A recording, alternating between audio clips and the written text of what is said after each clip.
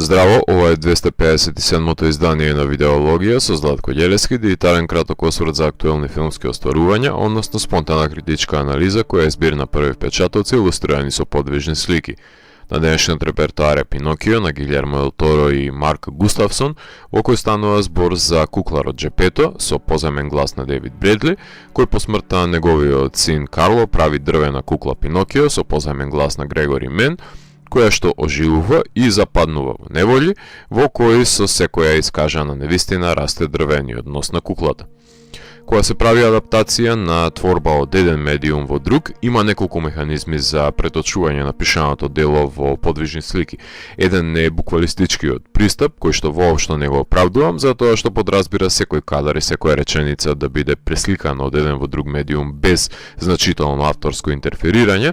практика која е екстремно популарна кај љубителите на суперхеројски филмови и видеоигри, кои кога нивното омилено дело ќе треба да се преведе во филмскиот медиум, слепо се држат до препишување на истото, затоа што не го разбираат филмскиот јазик и не се заинтересирани да погледнат туѓ авторски подпис, што сметам дека е погрешно, посебно кога автор со веќе изграден свој став ќе застане зад проектот, како во случајот на Пинокио. Тука доаѓаме до другиот пристап, во кој режисер, како Гилјермо, веќе доаѓа со свој кристализиран и препознатлив авторски белег, со неизмерен филмски багаж и јасна авторска мотивација, кој се разбира дека со почит приоѓа кон емпириските одредници во книгата на Карло Колоди, која треба да се адаптира, меѓутоа баш поради тоа што има јасен авторски подпис, тој на секој можен начин се обидува да го присвои делото и да ги наметне неговите уметнички погледи, да го впие и интерпретира низ негова призма, која ја исклучува можноста да се држи строго до секоја точка и запирка, до секоја реплика и действие, па дури и до изгледот на карактерите, затоа што тој има свој имагинарен свет и правила во кои делото мора да се изваја на поразличен начин, за да дојде до настанување на уникатна нова креација, која во најголема мера ја оправдувам, што сметам и дека е постигнато за помош на креативната слобода која ја заговетува Гилјермо со исмевањето на фашизмот и истражувањето на невистините за себе си од страна на Пинокио, за да пораснат гранки на неговиот нос, за своевремено да се спасат неговите најблиски. Секако дека постои најнепосакуваниот тип на адаптирање на дело од еден во друг медиум, а тоа е задржување на името на творбата и создавање комплетно нов наратив, кој ќе ги занемари основните двигатели на приказната, како и алегориите кои се обидуваат да ги воспостави и достигне. Се разбира дека има многу варијабили во процесот на адаптирање и нема една и единствена формула која е применлива во секое дело, и тука лежи убавината на адаптирањето, баш поради тоа што секој од тие фактори придонесуваат за добивање на различно структурирано дело. Во таа неизвестност се крие полнежа на уметничката креација. Дистинкцијата помеѓу верзијата на Пинокио на Гилјермо и останатите е многу јасна, затоа што Гилјермо доаѓа со куфер полн со чудовишта, кои се негови најдобри пријатели, со јасен сензибилитет за придвижување на куклите во најтешката форма на анимација, која што бара огромно трпение за оживување, па затоа со децении е работен овој проект во соработка со кукларите на Џим Хенсон. Неговата верзија секако дека е премногу мрачна за да биде прикажана за најмладите гледачи, но тоа не значи дека смелите момци и девојки не треба да бидат изложени на неа, доколку сакате децата да научат на мали години дека животот не е песна. Гилјермо одлучува да ја прикаже тагата на Джепето, кој го губи неговиот син Карло, алузија на авторот на книгата, но натежнатоста ја балансира со возбудливиот авантуристички потфат, скок до задгробниот живот, односно чистилиштето, вметнува фашистички диктатори и ги исмева истите, но во срцевината на творбата се крие суштината на тоа што значи да се биде човек, со која може да се идентификува секој гледач, без разлика на тоа кој јазик и да го зборува. Гилјермо грижливо ја создава својата креација, како што гори жалбата во Джепето да го оживее неговото куклено дете, кое треба да добие собствено име, наместо да живее во сенката на неодживеаниот живот на Карло. Токму тоа прифаќање на другите, такви какви што се, е концепција која Гилјермо ја забива на колец во неговиот филм, а прекрасно е доловена наивноста на Пинокио, кому не му е јасно зошто сите го обожуваат распнатиот дрвен човек на крстот, а се плашат од него. Не бара е суштество на Франкенштейн,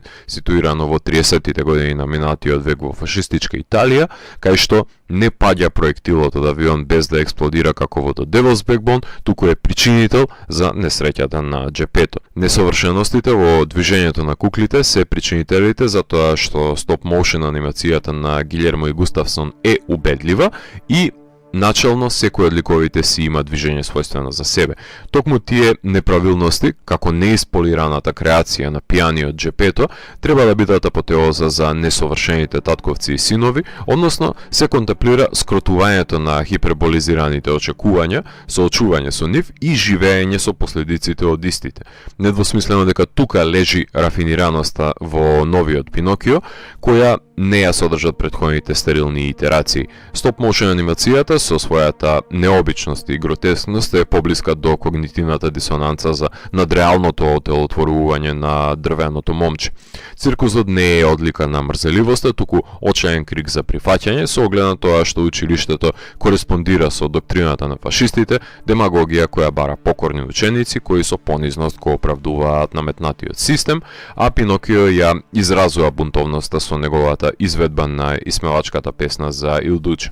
Индикативно е дека во неколку наврати филмот на Гилјермо задава удар на упростените и омекнати верзии на Пинокио кои биле пласирани од Дизни во минатото со редактивна и цензорска природа, па затоа бара филмот смели млади гледачи кои ќе може да ги разглобат проблемите на идентитетот кој ги заговара филмот. Може би ја нема травматичната трансформација на магарето, но затоа гасмаските кои ги носат момците и девојките изгледаат издолжено како на магарешка глава се ставени. Гласот на изгубениот Пинокио го позајмува Грегори Мен, Дейвид Бредли, кој јас го памтам како Абрахам Сатракијан од ТВ серијата The Strain го позајми неговиот рапав глас за џепето, а Иван Макгрегор беше одличен избор за самобендисаниот писател кој живее во дрвеното тело на Пинокио и се замислува дека е белосветски творец, но да не заборавиме дека Гилјермо има голем број на пријатели помеѓу своите соработници, како што се Тилда Свинтон, која е самовилата во филмот, Кейт Бланшет, кој е мајмунот Спазатура, Тим Блейк Нелсон е зајак покераш кој има една одлично отпеана композиција, префриганиот Гров Волп е Криштоф Волц, Фин Волфхарт од Stranger Things е Кендалвик, Џон Тортуро е Доторе, а подеста е Рон Перлман. Така што секој од гласовите кои ќе ги слушнете го кажува некој холивудски милионер кој сте го погледнале во најмалку десетици филмови. Иако на кратката листа на номинации за оригинална песна за Оскар се најде Чао Папа, како и музиката на самиот композитор Александре Десплат, беше помеѓу 15 филмови на кратката листа, не обезбедија номинација за Оскар. Не е тајна дека јас не сум голем обожавател на летаргичните мелодии и на репетитивните партитури на Десплат, кои признавам дека неколку пати сум погодил во киносала дека се негови, без да го прочитам неговото име, конклузија која се должи токму на неиновативноста, а не на исклучителноста. Меѓутоа изборот да се инволвираат дрвени инструменти и да се понуди игрива оркестрација која, иако не понуди драстичен скок од неговиот израз, сепак беше нешто минорно, поразлично што сме го слушнале од неговото композиторско перо. Не сум доволно убеден дека на филмот му беше потребен сегментот на мюзикал, односно не ја гледам потребата од опевањето на ликовите на нивните неискажливи емоции низ песна во овој облик, за тоа што ги радува и тажи, што се должи на терцијалната функција која ја има во филмот, наместо да бликне од првиот кадар и се наметнува напевот како несоодветен додаток кој не си го наоѓа, според мене, своето значајно место во филмот, во кој треба да е двигател, а не засилување. Монтажата во анимираниот филм е предодредена уште пред снимањето, така што Холи Клайн и Кен Шрецман морале да ги состават транзициите помеѓу сцените во кои пеат и играат анимираните ликови. Се разбира дека не 15, туку 150 години ќе траеше работата на филмот, доколку немаше употреба на CGI за одредена промена на посадините, иако сите ликови се придвижани кукли со замена на гримаси на лице и со анимирано движење на рацете и нозете. Иако се сомневам дека денешните деца имаат трпение да изгледаат двочасовен филм. Директорот на фотографија Франк Басингам, кој има работено на култниот The Secret Adventures of Tom Tim, како и на Chicken Run и Kubo and the Two Strings. Потполно е свесен дека од насочувањето на светлото се истакнува тродимензионалноста на куклите во просторот и кога ќе бидат анимирани нивните движења, нивните сенки дополнително ги истакнуваат во просторот, дизајниран од постојаниот соработник на Гилјермо, Гај Дејвис, потпомогнат од Крт Ендерле, кој работеше на мојата најомилена анимирана ТВ серија The Shivering Truth, кој создадува впечатливи пространства од двете страни на животот.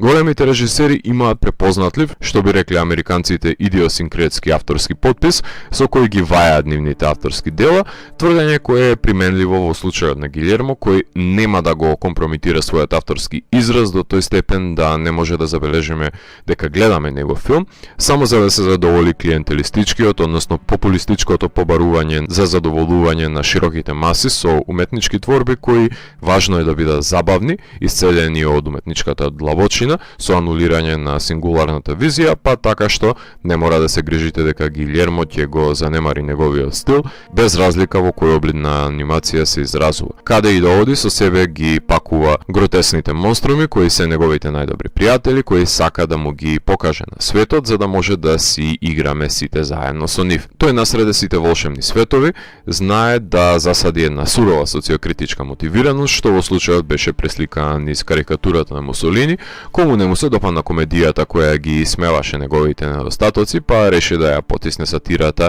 со неодобрување на представата. Меѓутоа, филмот не би бил тоа што е без монструмите, односно небесните хидри, кои се чуварите на времето, па и зајаците покераши, кои иако наликува како да се излезени од култниот Watership Down од 1978 година, но се однесува како нивни братучеви да глумеле мафијаши во филм на Скорсезе.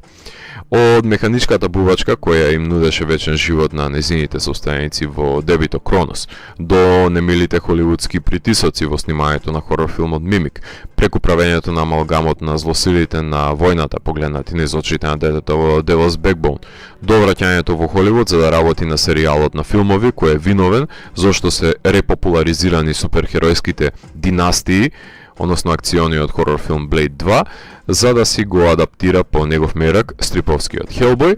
Потоа се закити со Оскари за бајковидниот Pan's Labyrinth, го продолжи серијалот на соработки со Рон Перлман во Hellboy 2 The Golden Army, сними борба на джиновски роботи Pacific Rim, вампирска ТВ серија The Strain, готскиот Crimson Peak, неговиот Creature from a Black Lagoon, односно The Shape of Water, како и нуар ремейкот Nightmare Alley. Гилјермо се промовираше како автор кој секогаш е љубопитен за градење на фантазмагорични светови под завојуваните страни на земјата и во таа спрега се појавува бајковидноста која ги плени најмладите. Во најава е неговиот документарен филм за режисерот Майкл Мен.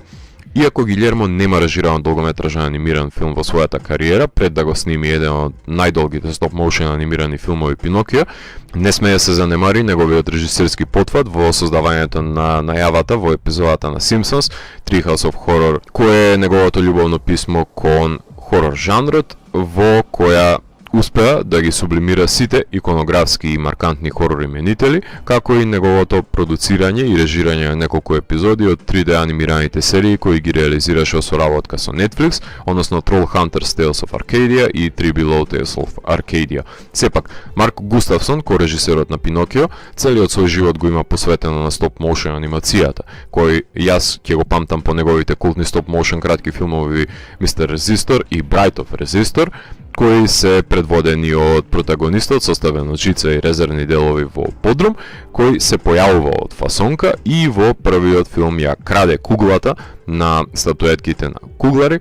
кои го бркаат за да му се одмаздат, а во продолжението се обидува да ја улови невестата, играчка од врвот на свадбена торта, во стапица за глувци, но наместо неја ќе го улови младоженецот. Анимирани филмови кои ги содржат во себе духот и лудоста, но и тактилната анимација од 90-тите. Затоа е и опасна комбинација со Гилјермо, кој е создавач на фантазмагорични светови, и Марк, кој умее да ги материјализира во медиумот на стоп-моушен анимацијата. Морам да напоменам дека се појави уште една верзија на Пинокио оваа година, која беше продуцирана од страна на Дизни, режирана од Роберт Земекис, авторот на култниот серијал Назад во иднината и бројни медиокритетни филмови во изминатите 2 децении, каква што е и неговата бездушна и формулаична верзија на Пинокио, која го минимализира ризикот, користи 3D модели и при тоа забрзувајќи го макротртниот процес на анимирање, создавајќи филм кој е сроден со самата книга, погоден за прикажување на најмладите, но е неинвентивен индустријски продукт кој нема да го добие своето место во видеологија. Роберто Бенини неколку пати работеше на Пинокио, најпрвим во неговата адаптација од 2002 година, а потоа и во адаптацијата на Матео Гароне од 2019 година. Меѓутоа, Пинокио има 30 итерации низ годините на книгата на Карло Колоди од 1883 година, започнувајќи од првиот нецелосен и незачуван обид за комплетирање на анимираниот филм во Италија во режија на Джулио Антаморо од 1911 година во Adventures of Pinocchio, наредниот обид е од 1935 година од страна на Раул Вердини и Умберто Спано, потоа како предложка служи за рускиот The Golden Key за авантурите на Буратино од 1939 година и се разбира култната верзија на Волт Дизни од 1940 година, која е синоним за Пинокио на анимираниот филм, а вообичаено има неколку нови адаптации секоја деценија, најчесто да се опфати некој значаен скок во анимацијата. Пинокио има и своји продолженија, има и хорор адаптација од 1996 година, Пинокио's Revenge во режија на Кевин Естини, потоа ТВ серии, аниме, куклени представи, мюзикли, па дури и одлична краткометражна канадска анимирана пародија Спинолио, во која добрата вила задоцнала да му ја оствари желбата на джепето, а Кори Ален уште од 1971 година ја направи првата еротска итерација на Пинокио во The Erotic Adventures of Pinocchio, по кој се разбира дека следуваат и неколку порнографски пародии.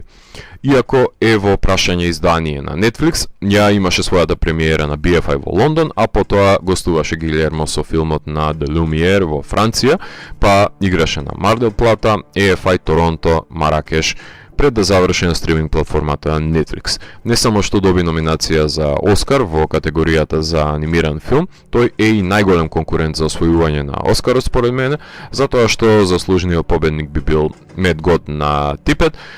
кој беше на кратката листа, но не успеа да дојде до номинација поради неспособноста на членовите на Академијата да го препознаат квалитетот на жанровскиот филм, што е болест која ќе преовладува во Академијата со децении, додека не дојде до смена на генерации. Marcel the Shell with Shoes On, иако е одлично инди остварување, во споредба со неговата конкуренција, би бил прилично незадоволен доколку рециклираното ѓубре на Pixar и DreamWorks во останатите номинации незаслужно земе статуетка, но јас не се прашувам кому треба да му припадне таа, јас сум тука да говорам за квалитетите на тие дела.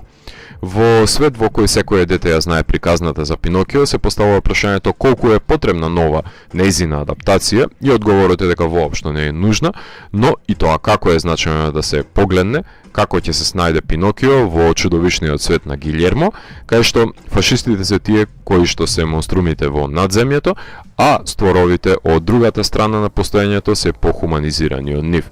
Да им растеа носевите на нашите политичари од секоја кажана лага, ќе имаше место за гнезда на нивните гранки на сите птици од цел свет. Неапологетски филм за дрвеното суштество кое бара да биде прифатено од неговиот создател, такво како што смелиот филм бара храбри млади гледачи и емпатични возрастни гледачи кои не заборавиле да ги почитуваат поразличните од себе си, за да ја восприемат ригорозната епистемологија дека животот кој го имаме на земјата е лимитиран и треба да се цени секој миг од него. Ако морам да го евалуирам, тогаш Пинокио од мене има 4,5 од 5. Доколку ви се допаднат 257-то издание на дигиталната архива Видеологија, лајкувајте го видеото, споделете го и следете го каналот. Последете и по останатите рецензии на виртуелната полица. Ви благодарам за вниманието. Поздрав!